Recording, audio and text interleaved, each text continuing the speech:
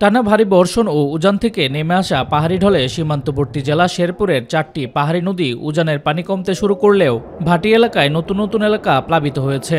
নতুন করে বন্যার পানি ঢুকতে শুরু করেছে শেরপুর সদর ও নকলা উপজেলার 10টি ইউনিয়নে। এ নিয়ে জেলার 5টি উপজেলার 33টি ইউনিয়ন প্লাবিত হয়েছে। পানিবন্দী অবস্থায় দুর্ভোগে পড়েছে প্রায় 2 লাখ মানুষ।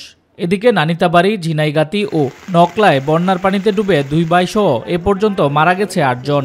এদিকে সেনাবাহিনী, পুলিশ, ফায়ার সার্ভিস ও স্বেচ্ছাসেবী সংগঠনের উদ্যোগে বন্যায় আটকে পড়াদের উদ্ধারে অভিযান চললেও পানির প্রবল স্রোত আর পর্যাপ্ত নৌযানের অভাবে ব্যাহত হচ্ছে উদ্ধার কাজ। কয়েকদিনের টানা বৃষ্টি আর ভারত থেকে নেমে আসা পাহাড়ি ঢলে নেত্রকোনার নির্মাঞ্চল ডুবে গেছে। ভেঙে গেছে জারিয়া পানি উন্নয়ন বোর্ডের বন্যা নিয়ন্ত্রণ বেড়িবাঁধ। এতে কংসপাড়ের ঘরবাড়ি ও সড়ক তলিয়ে গেছে। ডুবে গেছে রেল লাইনও। দুর্গাপুর, পূর্বদলা ও কলমাকান্দা সদরের প্রায় 1.5 লাখ মানুষ পানিবন্দী হয়ে পড়েছে।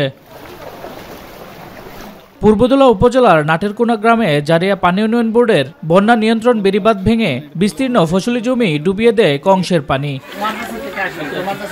গত 2 দিনে ভারী বৃষ্টি না থাকায় ময়মনসিংহের সীমান্তবর্তী হালুয়াঘাট ও দুবহরায় বন্যা পরিস্থিতি কিছুটা উন্নতি হয়েছে। তবে 2 উপজেলায় এখনও পানিবন্দী প্রায় 1.5 লক্ষাধিক মানুষ।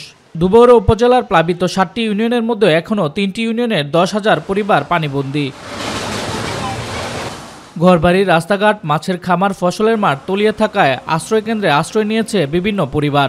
ফলে গবাদি পশু, গোখাদ্য এবং নিজেদের খাবারে মহাবিপাকে তারা।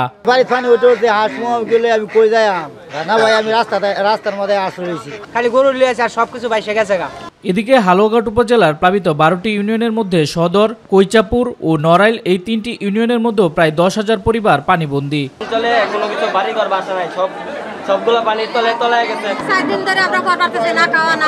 প্রশাসনের পক্ষ থেকে বন্যা কবলিত মানুষের জন্য এ পর্যন্ত 2 উপজেলায় 10 টন চাল ও নগদ 1 লাখ টাকা বরাদ্দ দেওয়া হয়েছে। শামস তাবরিজ উচ্ছ্বাস, মাই টিভি নিউজ ডেস্ক।